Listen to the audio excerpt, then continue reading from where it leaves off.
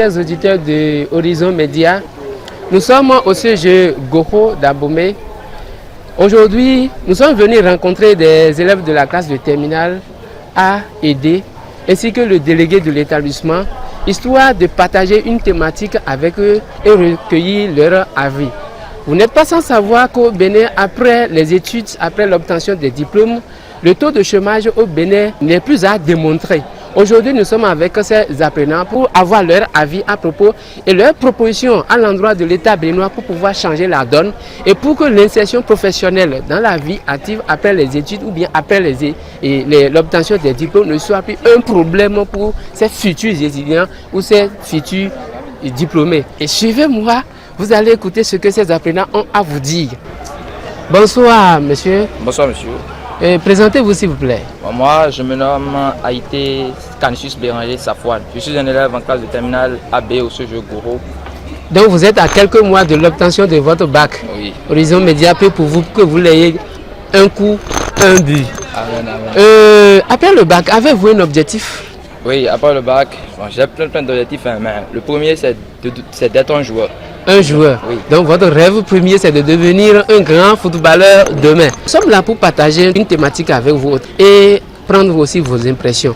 Vous n'êtes pas sans savoir qu'au Bénin aujourd'hui, après l'obtention des diplômes, beaucoup sont à la maison. Comment est-ce que vous voyez ce phénomène?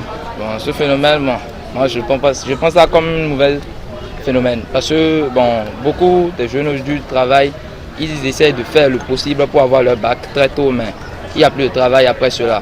Donc chez moi, ce n'est pas une bonne chose. Voilà que vous dites que ce n'est pas une bonne chose. Est-ce que vous avez des propositions d'idées à l'endroit de l'État béninois ou bien à l'endroit des apprenants comme vous pour pouvoir changer les choses? Ce que moi j'ai à dire, à partager avec l'État, c'est de revoir l'âge des retraites avec les grands. Parce qu'aujourd'hui, on voit dans les sociétés que c'est rempli de rien que de ceux qui sont plus âgés, des 60 ans, des 40 ans, qui continuent toujours de travailler. Pourtant, il y a des jeunes de 20 ans, de trentaine ans qui pourraient bien faire mieux le travail, mais on met les grands au lieu des petits. Donc si l'État pourrait revoir l'année des retraites, ça serait très bien. Nous nous redirigeons vers une grande dame de la terminale AB également, qui, quant à elle, vous dira ses impressions par rapport au chômage au Bénin et les propositions d'idées pour pouvoir changer ce phénomène. Bonsoir, mademoiselle, madame. Puis-je connaître votre nom? Moi, c'est Soglo Regina. Regina, vous êtes en Terminal AB au sujet. En terminale AB également. Comme a été tout à l'heure, que pensez-vous qu'on peut faire pour pouvoir changer le phénomène de chômage qui est criard au Bénin, où les gens sont formés de façon théorique, mais de façon pratique, n'arrivent pas à s'en sortir? Qu'est-ce que vous avez comme proposition d'idée? Bon, nous constatons au Bénin avec amertume que de plus en plus le chômage s'augmente. Et nous voulons que l'État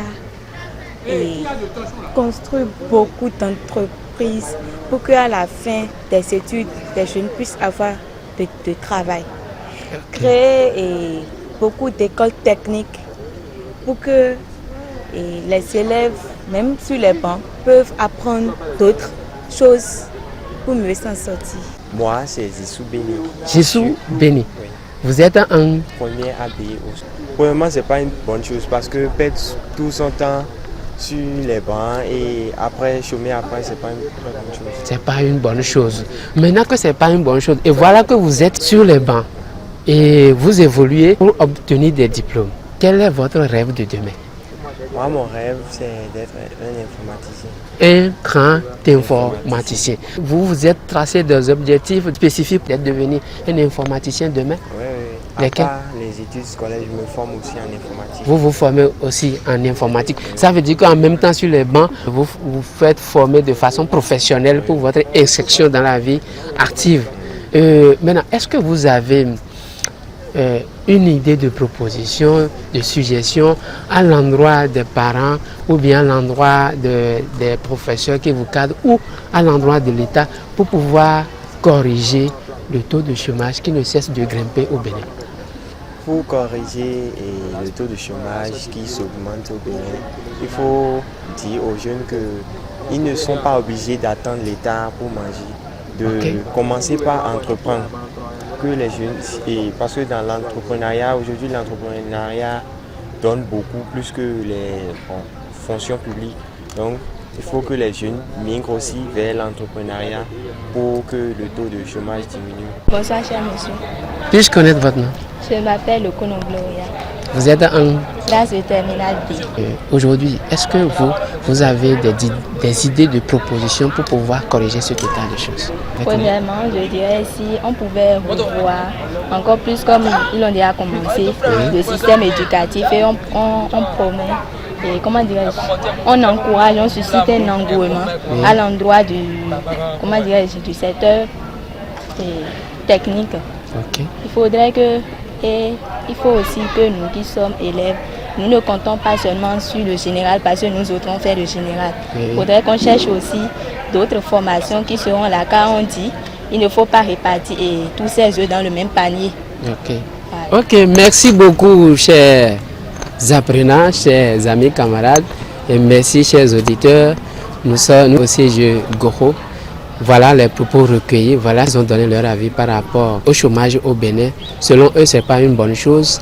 Et ce qu'ils demandent, c'est que des apprenants comme eux prennent conscience que la théorie seule ne peut pas les sauver. Il faut qu'ils aillent aussi à la pratique et qu'ils suivent aussi des formations pratiques, des formations professionnelles pour leur insertion professionnelle et ne pas s'attendre seulement au recrutement de l'État. Merci à vous, à la semaine prochaine.